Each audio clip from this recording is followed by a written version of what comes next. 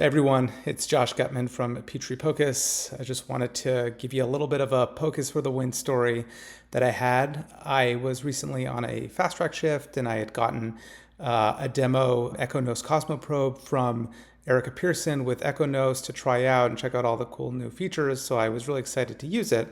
But on a fast track shift, it tends to be a lot of lower acuity patients. I don't tend to do a lot of ultrasound, a lot of POCUS with it. But I figured I'd try to use it where I can. So I was seeing this 47-year-old guy.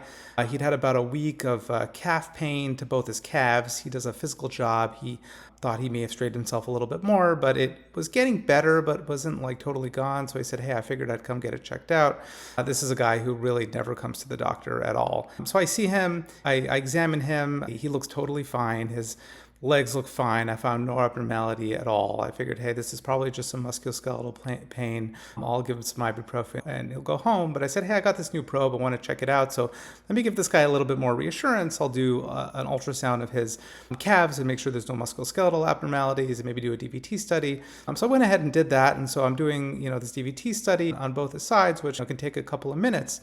While I'm scanning him in the meanwhile, he says, oh, yeah, I forgot to tell you. I noticed I hadn't been peeing that much this morning. I said, what do you mean? He said, well, I'm just not really, I was dribbling a little bit, like not really coming out the way it's supposed to. So I said, does it burn? Does it hurt? He said, no, it just really wasn't coming out. So I said, okay, that's weird. And I kind of mulled on it a second. I finished my DVT study and my musculoskeletal ultrasound study, and it was negative. And I said to myself, hey, I already got the probe out. Why don't I just take a look at his bladder?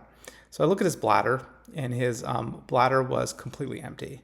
Now, normally, bladders have a little bit of pee left in them, even after someone has urinated, which he had done not too long ago. But this was like completely empty to the point that it was absent. So I said to myself, well, this is weird. Normally, there's some pee in there. There's no pee in there. I wonder if he's just not really making urine at all. And I said, okay, muscle pain, not making urine. Maybe this guy's in rhabdomyolysis. I don't know why that would be, but maybe that's the case. Instead of discharging him, which I was ultimately going to do, based on that, I got lab work. His creatinine was 9, his CPK was 35,000, and so that was crazy. So he was in rhabdo, and honestly, 99% of the time, he was going to get discharged. And so I think the lesson for here is just spending a little bit more time with the patient certainly made it more likely that he was going to give me that information that was going to help me make the diagnosis and put it together. And then ultimately seeing what seemed like a normal-ish finding in that he didn't have any urinary retention, but the fact that the bladder was empty put together. Use the ultrasound. You never know what you're going to find and how you're going to save the day.